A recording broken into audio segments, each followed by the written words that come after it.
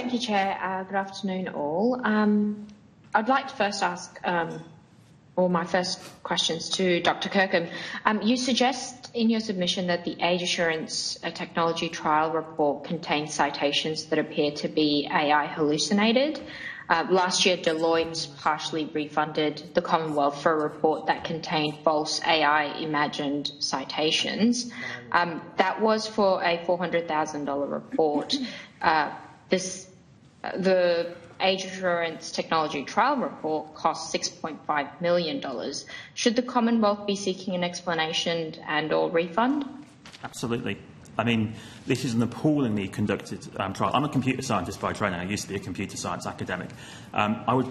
Any academic who produces this work should be dismissed. It involves AI hallucinated citations. It involves a complete lack of methodological rigour.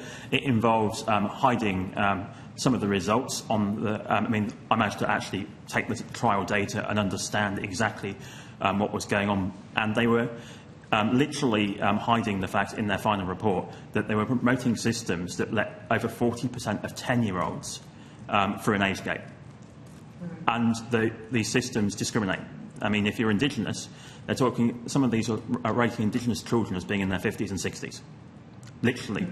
So it is pseudoscience, a lot of the material in the report. And the AI hallucinated citations, well, I'm very, very interested to hear from the people who authored that report what the actual citations were if they were not AI hallucinated. Yeah, okay. Thank you, Dr. Kirkham. Mr. Payne, in your submission, immediately after stating your opposition to the increased penalties, you're at pains to note that, and I quote, "This is not because EFA are friends of big social media platforms or big tech in general," end quote. Do you feel that there has been an attempt by supporters of the ban to create a dichotomy with parents on one side and big tech on the other, with very little room for nuance? But I think definitely big tech have been trying to control the narrative around this as much as possible. But I think they would be reasonably happy with the outcome of having to comply with an obligation of taking reasonable steps to authenticate the age of the users, because it's such a vague term, and it's also a vague term that has been used in privacy law for over 25 years. It has been a matter of some discussion. Yep, okay. And this is a question to anyone on the panel. In January, the government was celebrating the 4.7 million accounts banned. In March, they discovered serious concerns with compliance by social media companies. Was there a big change in compliance in the 2-month period, or was this an attempt to set the narrative and, when that failed, to find someone to blame? Can I possibly take this? I was actually a member of the Age Assurance Advisory Board project. Was the only privacy specialist on that board. I raised some very strong concerns from the outset about the structure of the project, given that it was being run by an organisation which was the industry group for age identification providers, benchmarking against a standard that they developed, and without what needs to be, in my view, after spending some time on the board, a proper understanding of the requirements of Australian privacy law. And that it had, to me at least, in my opinion, I've spent 30 years practicing in privacy law, the attributes of privacy documents. It was remarked that the terms of reference of the project would exclude specifically how children might circumvent the control that might be being used. And had that been done, I think it would have been a completely different outcome today.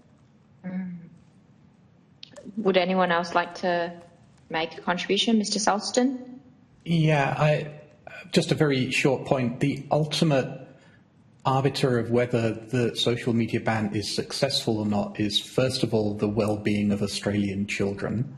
Specifically, I think we need to look closer at vulnerable children, those who will be less well served by being banned from social media because they may depend on it to reach their people. So that might be ethnic minority groups, that might be LGBT youth, or those who are living in kind of remote locations. So counting how many accounts have been banned is not a useful metric in terms of measuring that efficacy. We don't know how many accounts there were in the first place. We don't know how many were held by children. We don't know how many were banned in error. And then we don't know how many of those children then immediately went and made new accounts on the same or different platforms. But I note from the report that eSafety released a week and a bit ago on a Friday afternoon that market penetration for social media amongst children has decreased, but from something like 84 to something like 81%. So clearly it has not made a significant impact on children's use of these systems. A very important point, thank you. Dr. Kirkham, would you like to make any contribution, or I can ask? Well, I mean, next question. Let's put it bluntly. I have no idea why they're not. If they show me the receipts for this 4.7 million accounts, I've not seen the receipts. I'm not convinced. And if all these accounts have disappeared, why are the same number of kids still online? Why is there no statistically significant evidence as to kids moving off social media platforms? And any reduction, it will be a study design flaw because. Like the eSafety study, for example, is asking the parents, do they know their kids on social media? Well, if they're not supposed to be on social media, are as many kids going to be telling their parents? Well, of course not. Yep, no, absolutely. Wonderful. I'll put the rest of my questions on notice. Thank you, Chair.